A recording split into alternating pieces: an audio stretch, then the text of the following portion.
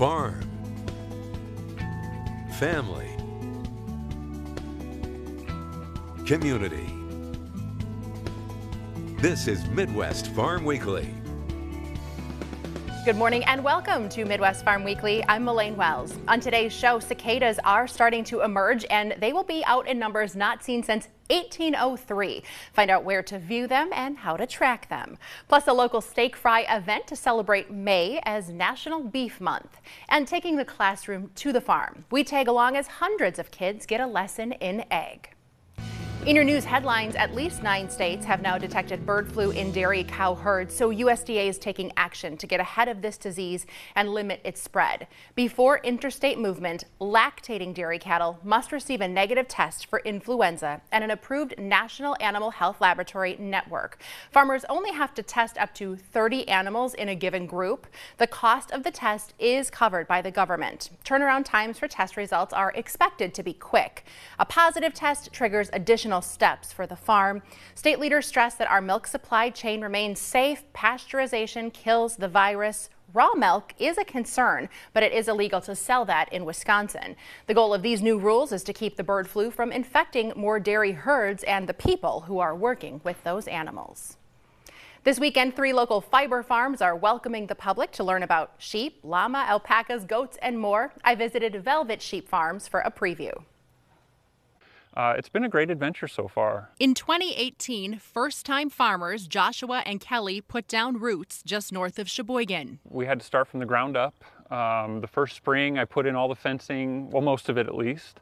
We got our first sheep, our first goats, and then kind of hit the ground running from there.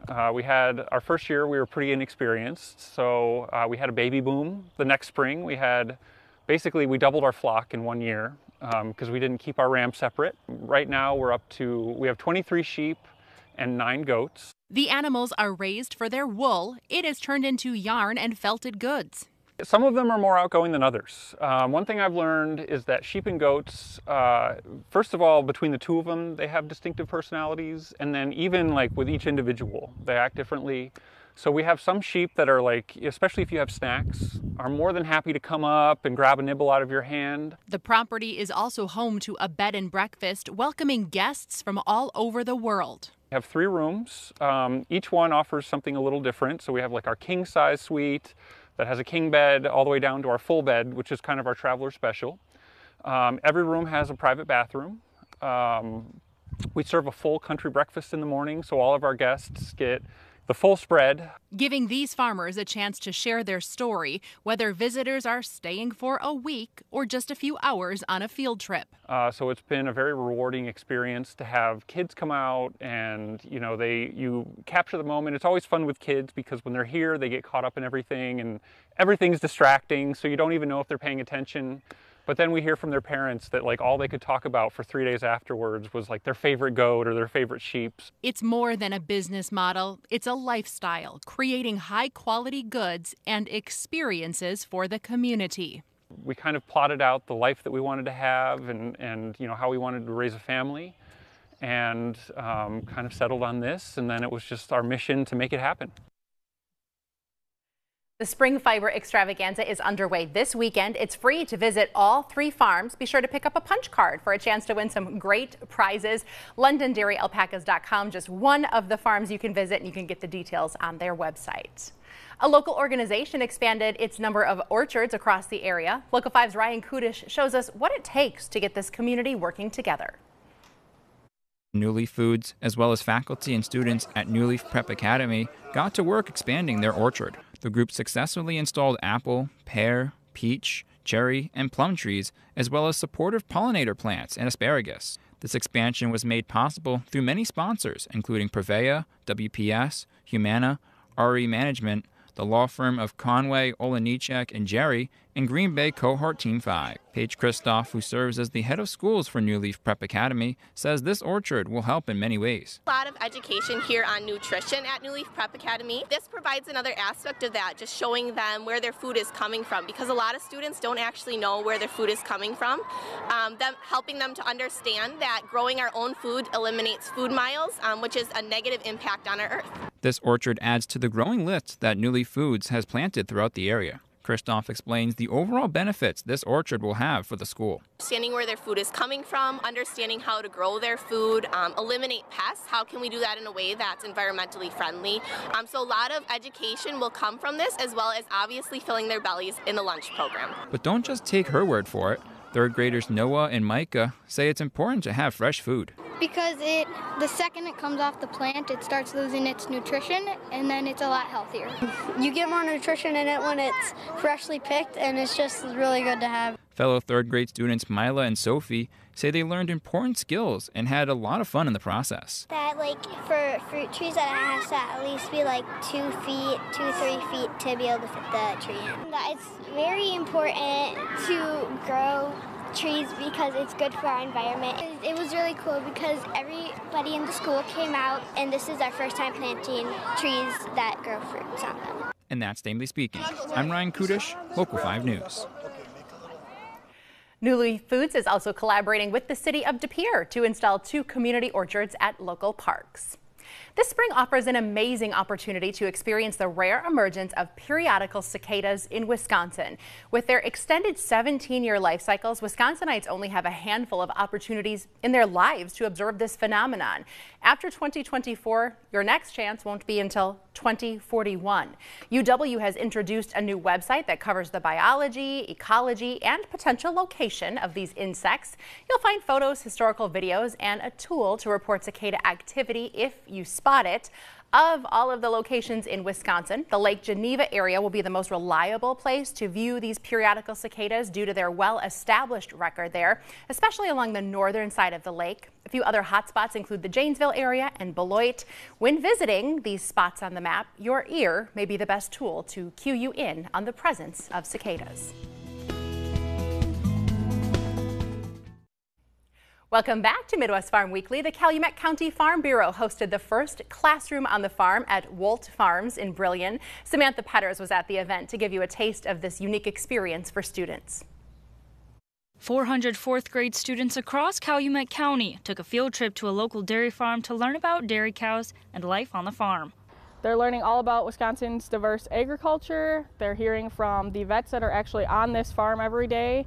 They're learning all about baby cows, and we really just want to emphasize where your food comes from. Some kids think it comes from the grocery store, and it really does come from the farm. In addition to learning how food is safely produced, students got to rotate through stations on various agricultural topics, including farm machinery and even getting the chance to milk a cow.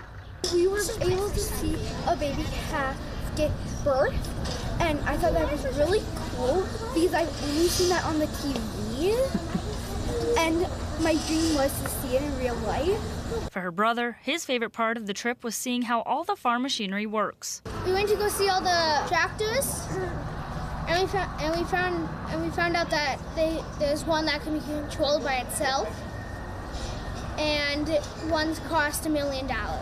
And their teacher was just as thrilled to take her students to a dairy farm for the first time and learn a thing or two herself. I think it would be wonderful for our students to be able to come back every year and see how just 20 minutes down the road, what's happening at this farm is impacting our everyday life. And I don't think that we quite understand that. But her favorite part was getting to taste the products. It's wonderful to see for the kids to see where their food comes from and to be able to taste cheese that the dairy products that they have from the farm. Sounds like a great field trip, and Calumet County Farm Bureau hopes to hold the event again next year. We turn now to Storm Team 5's Alexis Staniak, and well, we needed some moisture in our soil. Now we need it to dry out to get planting. Yeah, I mean, the rain continues to come in. We actually ended up having April be over the amount of moisture that we typically see during the month of April. This April, we accumulated almost 3 3/4 of an inch of precipitation, which is more than April's average and more than May's average. Typically in May, we average about just under 3.5 inches of rainfall. Now that we are in May, on May 1st, our average high was 61 degrees with sunset at 7:58 in the evening. By the end of the month, our average high temperature will be much warmer, up to 72 degrees with sunset almost at 8:30 in the evening. So typically during May, we we average about almost 3.5 inches of rainfall. Our average high temperature for the month is just over 67 degrees, and our average low temperature warming up as well, just around 46 degrees. Now, as the rain has come through towards the end of April and into the start of this month of May, we are above average for where we should be for precipitation for this entire month of May here in Green Bay by almost an inch, just over 1/2 of an inch here in Green Bay. Most of Wisconsin is currently above average, and more rain is on the way in. We are officially done with the snow. We're looking to accumulate anywhere from an inch to almost 1.5 inches of liquid precip through the next week to almost week and a half here in Green Bay and most of northeast Wisconsin. The Climate Prediction Center does have a majority of the country in this above average category for precipitation as we head into the next 2 weeks. So almost through the middle of May, we should be above average for precip, and we should have the equal chance to go above and below temperature as we head through the middle of May as well, further to our south. So even through central Illinois and further south of that, temperatures will be well above average for us. After this weekend and the start of our next work week, temperatures will be closer to average. 74 for this Saturday, 69 on Sunday, 70s to start off our work week. Still warm on Wednesday, and then temperatures go back into the low to mid 60s as we finish up our next work week and start of our next weekend. Now, as we head into the months of May through June through July, the Climate Prediction Center does have us looking at temperatures to be pretty much well above normal for most of the country aside from the Dakotas, and for precipitation through the next couple of months, the Climate Prediction Center has us sitting with equal chances to be above and below for precipitation. Stay with us. More Ag News coming up after the break.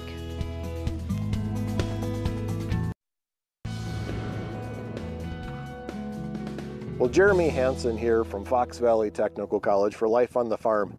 And joining me today is Jeremy Heim. Jeremy, thank you for talking with me today. Really appreciate it. First of all, could you tell, we're actually on your farm. Could you tell me a little bit about your farm? Okay, our farm, Heimsel Crest Dairy, is in Kewaunee County, and I farm with my parents, my 2 brothers and sister-in-law, and then my 2 children and my nephew. We farm about 825 cows. We run about 1,800 acres, and then we do custom work for about 17 farms, covering about 28,000 acres a year. Right. And, you know, we are actually at an event today on your farm. Could you tell me a little bit about what we're looking at today?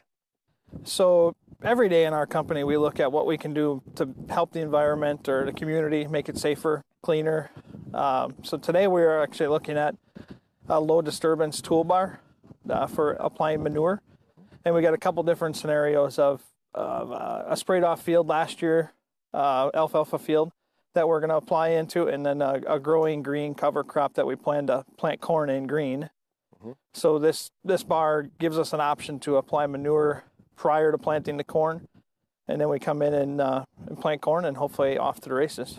Right. And you're not organizing this event just solely on your own, are you? No, absolutely not. I'm a board member for Peninsula Pride Farms, a group that was organized in 2016 to look at water quality and how we can hopefully make better choices in the field that would clean up our rivers and have cleaner water for everybody. And, you know, specifically, we were talking before, and on your farm and in your custom business, you essentially know where every gallon of manure goes on the field, correct? So yes, we track every nutrient, as we go through applying during the day. So we're 100% we can guarantee where we put them at the right rate at the right time. Right, and that's very important, I think, for all of us just to understand, because you actually are doing things perfectly. So we track it that way, so that way if the farmer ever wants to see what we're doing during the day, or a regulatory person wants to see, they can look at what we are doing live anytime. And you know, final question I have for you, Jeremy, is you also have other events, and you're hosting Breakfast on the Farm in Kewaunee County again this year, correct? Absolutely. Last time we did it in 2010. Very excited as a family to host again. We've improved a lot of things on our farm in the last few years, and we want to share that story with our community. How much care, how much family involvement. Just a lot of cool things that are going on, just from the cow health side of things, and cover crops helping us be productive and more profitable. Right. I admire you for opening up your farm to people like me and then public in general, because you don't have to do that. We love to do that, to just invite people in and educate and have people have the option to have wide open eyes and see and learn. And if we can be any part of that, it's a win for us. Yes, and that's great to hear. So thank you so much for your time today, and we'll get on with the field day in a few minutes. So thank you, Jeremy. Thank you. So for Life on the Farm, I'm Jeremy Hansen.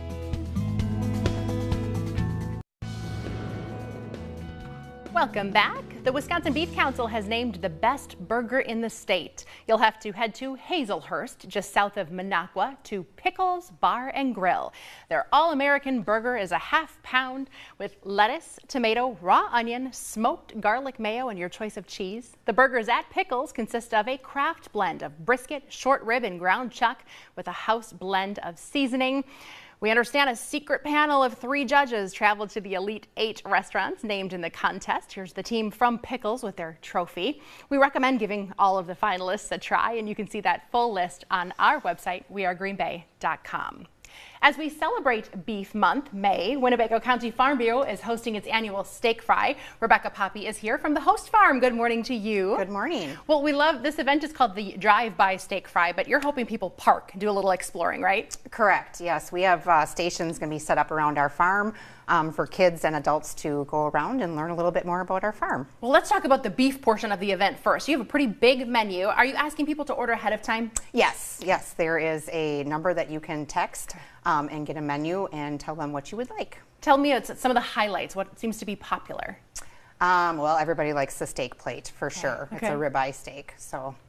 And you even have some things for the kids, cheeseburgers for those of us who want to go that route. Yep, cheeseburgers and skinless hot dogs for the little kids. As a local beef farmer, why is it important that we take the time to highlight things during May? Just to let everybody know that, more than just May, beef is around all the time, and we just want people to realize that and get to know your local beef farmer. It is around all the time. I visited your farm in the middle of winter, hence the snow flying here. Tell us a little bit about your operation in Omro. Yeah, so we are a first-generation beef farm. We also do custom raise some Holstein dry cows for a neighbor dairy. Okay. And but yeah, we have cow-calf pairs for our beef, and then we raise feeders up to butcher. So we have a variety of everything. How do we shop your products? You can visit our website and our Facebook page. Okay. Why was it important to you to host this event at your farm? I know it hasn't always been held at a farm. Correct, it hasn't. This is the first time in 5 years that it's been at a farm. Okay. COVID had some dealings with that, but yeah, this year it's at our farm, and we were very excited to have people to come on to the farm and see what goes on. What sort of activities do you have in the works? We're having a passport for kids. Okay. To fill out at every stop, and then once they hand that in, they'll get a prize, and then we have a grand prize for the kids too, and then we have raffles for the adults. Why is it important to share your story with consumers? I think it's important to know where your food comes from, and us being local, it's just nice to get the population to our place to show them where their food comes from. What are some of the top questions you get from people who maybe have previously purchased their meat from a grocery store and are now sourcing it direct from the farm? Probably just, well, they always ask how much per pound or whatever, so that's an easy, simple question. I think most people that know us know that we have a quality product, so they don't really ask too many questions, which is nice. I think they trust the local farmer to provide them with good quality meat. I know you guys were passionate about sharing how your animals are raised. People always have questions about grass-fed, grass-finished, grain-fed, and there's a lot of educating to do in that space, right? Oh, for sure, yes. We did. We started out a long time ago as just grass-fed, and we found out that it just wasn't the best for our situation and for our animals. So we have moved into forage-fed, which is corn silage and hay, and that just seems to do the trick of good quality products. Yeah. Well, your involvement in Farm Bureau, I would imagine, is year-round as well. Yes. Yeah. Why is that an important organization for you? Just the support that they give to other farmers. I'm the coordinator for the Ag in the Classroom program through Farm Bureau. So I go into the classrooms throughout the year and do different activities and have events for that. Well, we are encouraging you to come and visit Poppy Family Farms. It is the annual Steak Fry, don't just drive by, in Winnebago County. It's happening on May 11th from 10:30 to 2. Please get your orders in ahead of time. We will have all the information on doing just that on our website. That is wearegreenbay.com. Click on the Midwest Farm section. Thank you for being here today, and congratulations on another successful event. All right, well, thank you. And just a reminder to our viewers, the Allison Dairyland Finals happening on Saturday of this weekend, depending on which day you're watching us in Door County. You can head to our website as well for an update on which one of those finalists will be Alice in the year ahead. Thanks for joining us.